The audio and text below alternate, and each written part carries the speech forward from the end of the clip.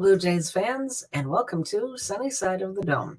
I'm your host, Karen Soutar, and I'm here to talk some Blue Jays baseball with you this evening, usually for about a half an hour.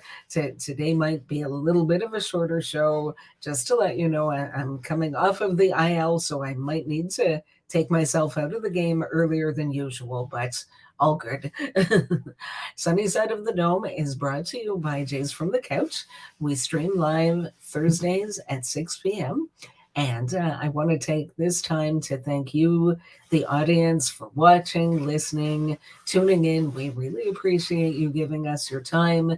If you're tuning in live on Facebook, Twitter, or YouTube, and you have a question or comment, please do send it. It's in. I love that interaction with the audience. And hopefully you're checking out the other shows as well. The main podcast, which is Monday evenings, 6 p.m., hosted by Shaun Doyle, senior editor, founder of Jays from the Couch, as well as the On Facts Circle by my crazy, unique, and intelligent, wacky, witty colleague, Steve Feck. So lots to hopefully entertain and inform you. So definitely check out the shows if you haven't been doing so. And happy Thursday evening, everybody. Hey, if you're a Jays fan, hopefully you're in some pretty good spirits. I'd say the team has given us lots of reason to be happy and hopeful. Different things to talk about, which I will gladly do. Leading off, as usual, the transactions. Now, actually, since my last show a week ago, there haven't been very many transactions, and that's not necessarily a bad thing. What that means, I'm sure there will be transactions during the year. Things happen. There's players acquired, maybe players traded for, traded away. People get called up, sent down. And unfortunately, people go on the injured list at some point. But for right now, there's only been the one transaction. And what that means, knock on wood, is that the guys that they've got are staying healthy and for the most part getting the job done. So the one thing that they did within the last week, I mentioned on the last show that they had claimed outfielder Jordan Luplow from Atlanta, and then optioned him to AAA, and kind of went over his stats and wasn't really sure what they saw that I didn't, presumably something. In any case, so he's been called up. And Nathan Lukes has been optioned to AAA.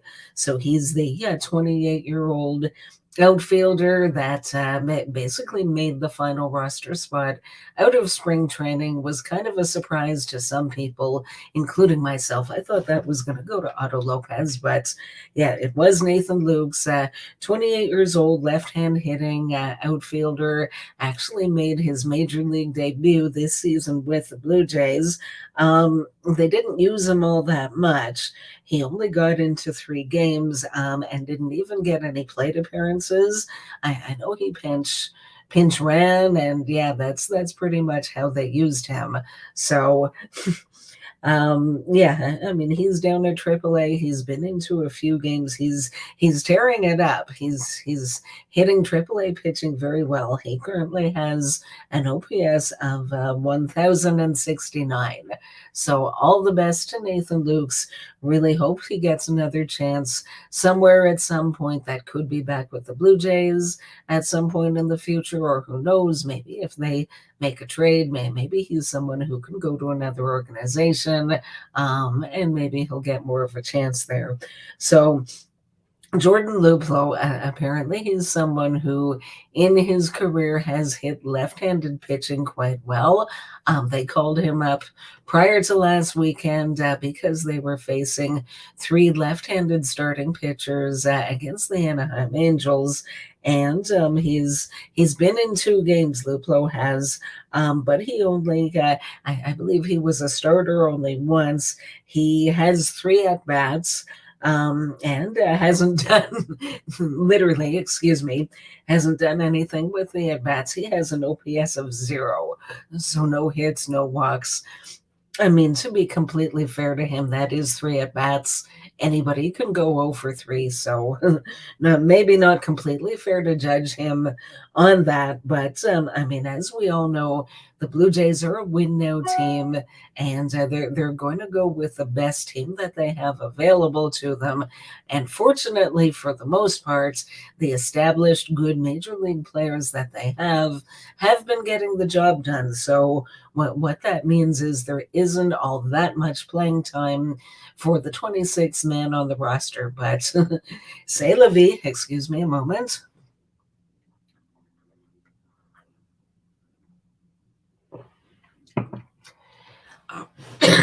Excuse me. All right, so into the heart of the order for tonight. So interesting, interesting early on this season. Our Blue Jays are finally home with us, and in the off season, they renovated the Rogers Center and they renovated the roster. So they made some significant changes, presumably upgrades to both. My husband and I were fortunate enough. We've been to both of the first 2 home games of the season. And I have to say the Rogers Center is looking quite nice. So we didn't we didn't want to take the time and energy to walk around all 3 levels of the stadium and look at absolutely everything all in 1 or 2 days. We're just kind of pacing ourselves. Yesterday we were in the 500 level and got to see a couple of the newer outfield areas that they've built up. So they've got the Park Social, which is in the 500 level out in left field, and the Corona rooftop patio, which is again 500 level in the right field. So they've done a nice job. They put a lot of work into these areas. Very busy, lots to do, lots to sit around. If you want to socialize, you can look out at the game and lots to eat and drink. And yeah, lots of people checking out the new stuff. So well done.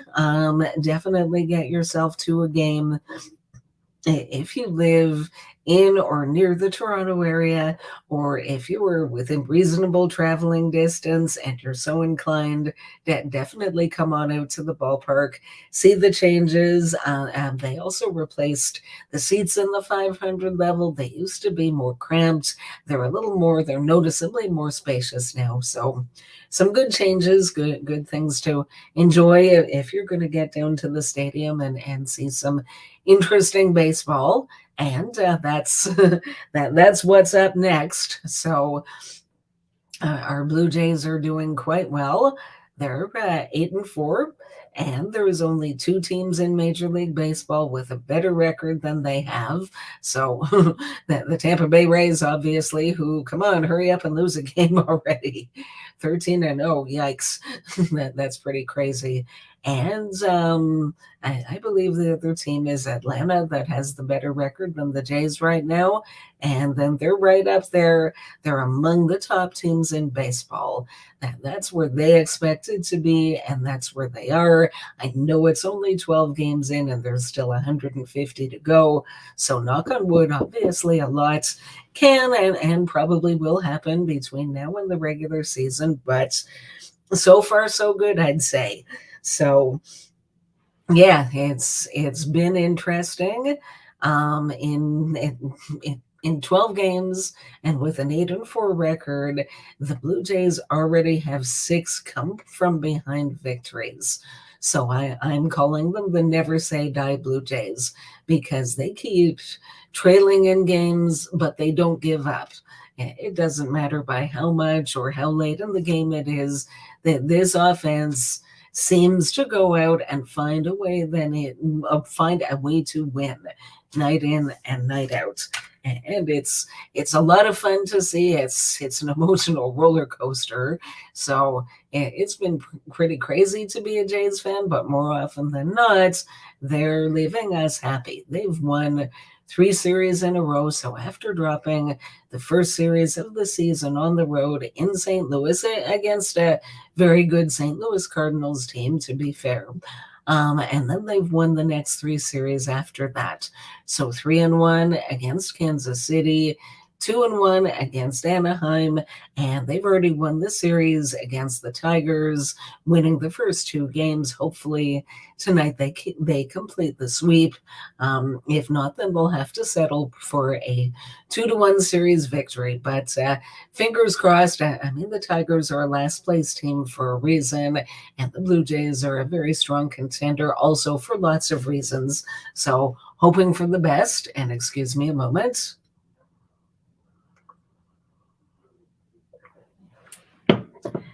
So yes, what's going on with this team? What is working? What isn't working? So more often than not, when they are succeeding, they're being led by the offense. And I have to admit, in the offseason, when the Blue Jays made some of their changes, they traded away Teoscar Hernandez, they traded away Lourdes Gurriel Jr., and those are two players who I like a lot. And I was very sorry to see them go. And at the same time, I was truly fearful that the front office had taken a team that was strong offensively and subtracted too much from it. I was afraid that they weren't going to be able to score enough runs to win games. Well, I'm feeling a little bit silly about that right now. I'm not afraid to admit when I'm wrong, especially when being wrong means the Jays are doing better than I thought, because I'm much more interested in them succeeding than I am in myself being able to say I was right. Who cares? But yeah, so as of now, the Blue Jays have, as a team, have an OPS of 790. That is fifth out of 30 major league teams and third best in the American League. As far as runs scored, they're tied for fifth in Major League Baseball, and I believe they're fourth in the American League. So yeah, lots of runs in the AL. But yeah, it's going on well, leading the way, and I have no idea what he's been doing, whether he's eating his Wheaties in the morning, but Matt Chapman is otherworldly right now. He has an OPS of 1.390. Yeah, that's just nutty. I was looking up, just out of curiosity, historically, what's the best OPS of any player in a single season. Josh Gibson, who actually played in the Negro Leagues, but now they're counting Negro Leagues along with Major League Baseball, and I'm glad that they're doing that. So Josh Gibson had an OPS way back in 1937 of 1.4744. Lots of other players that were up there as far as OPS. You have to go back to around 1950 or before that for a lot of them. And then for more modern day, there's a lot of Barry Bonds in there. In what is this? 2004, Barry Bonds had an OPS of 1.4217. So, and Matt Chapman himself, he's been a very good player throughout his career. He has hit quite well. In the past, I mean, it's fluctuated from year to year. His best seasons offensively to date were 2018, when he had an OPS of 864, and then in 2019 he was almost good at 8.48, together with his excellent defense at third base, which we know about. So I mean, for Matt Chapman to be at 1390, I am very much expecting that to come down at some point. Hopefully he can still have an outstanding season. I feel like he's going to. He's obviously highly motivated to do so because he's eligible for free agency at the end of this season. And any player who has Scott Boras as their agent, as Matt Chapman does, you know that one of their priorities, if not their biggest priority, is a big paycheck. So in order to get a big paycheck, you have to show teams that you're worth it. He's doing just that. So all the best to him. And you know what? I hope he can help the 2023 Blue Jays win the World Series, and then we'll see what happens after that. Excuse me again.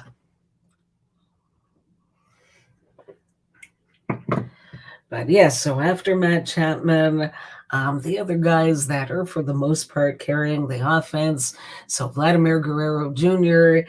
hitting like I always believed that he could, and that is into an OPS of 1.054. Bichette also hitting very well at 944. And those guys, you know what, as high as those numbers are, I could see, I think the two of them have that kind of talent. It would not surprise me to see those numbers on or around where they are at the end of the season, fingers crossed. Um, a couple of the newer additions that, to be honest, I didn't expect to be doing anything close to what they're doing with their bats. Kevin Kiermaier, oh my goodness. I mean, he's already in home game number one. He robbed an opponent player of a home run, jumping up, catching a ball that would have gone over the fence otherwise, saved a run for Alec Manoah. But his hitting, I mean, his OPS is 892 currently. He's just really doing it all. And again, you look at Kiermaier and his career, and those just aren't really the numbers that he's done. The highest OPS he's ever had in a full season was going way back to 2017, and that was 788. So a full 100 points lower than what he's doing. Do I expect him to stay at 892? And his career OPS is 717. So I'm kind of thinking that might go down. But you know what? If it doesn't go down a lot, I mean, maybe he can come close to his career best, or maybe even set a new best. I don't see realistically that he's going to shatter his own personal best, but we'll see how that goes. And then there's Dalton Varsho, who has currently an OPS of 883. Dalton Varsho, overall, this regular season, my impression has been a very positive one. He's doing a lot right. His defense, for the most part, has been quite good. Couple of miscues. We're all human. Hopefully, those will be very much the exception and not the rule. But I mean, he has a home run, hitting for average, taking walks, being patient, getting bunt singles. I mean, there's a lot that he can do to help a team win. So I'm very, very happy to see it. Now, even if, as I said, if a couple of these numbers come down a little bit from where they are, I'm not that worried about the offense, because then they've got some other guys who I'm quite confident their numbers are going to go up. So George Springer, we know that George Springer is an all-star player. Currently, his OPS is 694. There's no way it's going to be 694 at the end of the season. He's just too good a hitter for that. And lately, I mean, he got his 5 hits opening day in St. Louis, and then he kind of went a bit cold for a few games. But lately, he's been hitting better. He got the game-winning hit yesterday in extra innings. Day before that, he had a home run. And then Alejandro Kirk at 666. Again, we know he's a much better hitter than that. So where some numbers might come down, there are others that are bound to go up. Even Brandon Belt, who prior to 2 days ago had 1 hit on the season, managed to get 3 hits on Tuesday. So maybe he's not quite done yet. At least let's hope there's still something significant left in the tank. Now, has it all been positive? I'd love to say that it has. Clearly, the glass is half full, but there's some areas for concern. The fact that the Blue Jays have 6 come from behind victories means that they're trailing in games. And more often than not, it's their starting rotation that unfortunately is putting them into a hole, whether it's a smaller hole, a larger hole. But I mean, it's early on. I really expected the rotation overall to be better than it has been, and I'm still hopeful that it will be. I mean, right now, so far, the only starter who's been consistently good is last night's starter, Kevin Gausman. He's just been great. The others, Alec Manoah, Chris Bassett, Yusei Kikuchi, they've each had a good start, but they've each had one or two starts that weren't all that good. And then there's Jose Barrios, who we're still kind of waiting for to be the pitcher that he used to be in Minnesota. And I really hope that there's something out there, that there's a way to unlock the good Jose Barrios. And yeah, hopefully we will see him again. And if the rotation can settle down with the offense doing what they can, the defense for the most part being quite solid. And I'm really hopeful about this season overall. Excuse me a moment.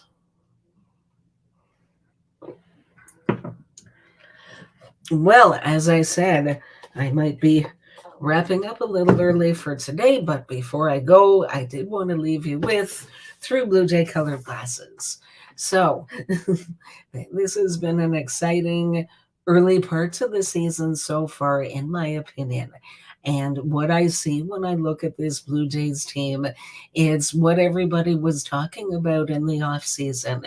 And myself, I just wanted to see it, to believe it, and now I'm really liking what I'm seeing. What I think is great about this team is that there are different ways that they can beat you. In so many seasons past, I remember telling other fans that, sure, I love it when the Blue Jays hit home runs, and they've got a lot of great home run hitters. In order to do anything significant, they need to be able to find ways to score runs when they aren't hitting home runs, because you're not always going to hit home runs. Well, this Blue Jays team can do that. They went out 2 days ago and they set a record in franchise history for a home opener with 5 different home runs from 5 different players. So they've still got their bashers, but they've got other guys that can do other things. They've got speed. They've got good base running. They've got guys that they can play long ball and they can play small ball. And I like that. I like being able to do different things. And like I said, find different ways to beat your opponents, because that's what you have to do. You can't just be a one-trick pony, because sooner or later somebody's going to catch up with you. Teams like that rarely, if ever, win it all. Speaking of winning it all, so as I mentioned before, there's the Tampa Bay Rays, who just don't seem to want to lose, 13-0. And some people are already talking about, is it too late? Should we just hand them the World Series trophy? Well, I was curious earlier today, and I checked, and the Tampa Bay Rays have tied a record for the best start in baseball history, with the 1982 Atlanta and the 1987 Milwaukee Brewers. Each of those teams also went 13-0. Well, guess what? Neither of those teams won the World Series. So teams, if you think you're giving up on anything, that I'm sure the players aren't giving up. But fans, if you're already thinking like it's too late and nobody's going to be able to catch the Rays, it is possible. So don't even think that way. And I'm very hopeful about our Blue Jays. The Rays have got to lose sometime. And it's going to be a good test, a big test for the Jays when they host the Rays in their next series after today. And I'm hopeful for a series victory when this homestand, before this homestand started, I predicted a 5-1 homestand. And that's a pretty ambitious prediction, but you know what? I'm going to stick with it. Our guys are going to find a way. And on that note, that's all I've got for you today. Thanks so much for tuning in, and let's go Blue Jays. I'll see you again next week.